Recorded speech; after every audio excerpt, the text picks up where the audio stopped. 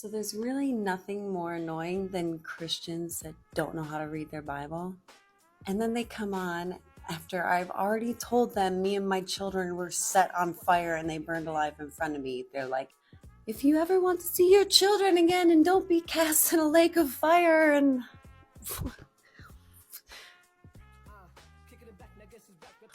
which is purely fear-based. I cannot take you. So I thought I would prove it to you by reading Reverend Robert Taylor. This is a book. And yes, we read the Bible too. You don't know Christ or the Bible if you haven't studied astrology. Then you can interpret the symbols and the parables, that it's not literate and it's literary to depict the sun's path along the ecliptic and your soul through the seasons. And we prove that with our signs and our affirmations, the subjective and objective, intangible and tangible physical result, the macro and the micro.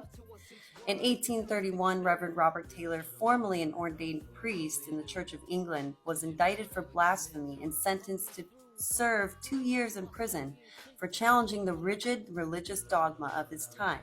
His crime, daring to renounce the accepted teachings of the Church and suggest educated observations and interpretations about the foundations of Christianity.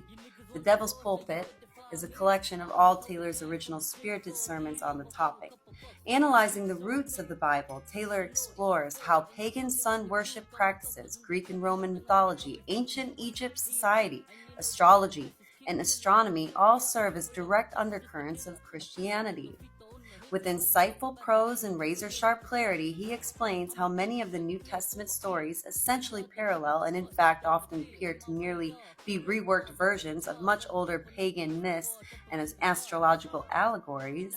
12 disciples of the sun, 12 zodiacs signifying sun worship, etc. Needless to say, his intimation that Christianity is only a thinly disguised version of paganism met with some powerful religious and cultural resistance at the time. Nevertheless, his compelling interpretations, reasonings, and proofs directly influenced many of the most forward-thinking minds of his generation, including a young Charles Darwin. Today, The Devil's Pulpit remains a deeply disturbing classical work of doctrinal dissidence, or not being indoctrinated and having knowledge, researching. Thank you, Santos Bonacci, for introducing Reverend Robert Taylor. Know your signs. Know your signs.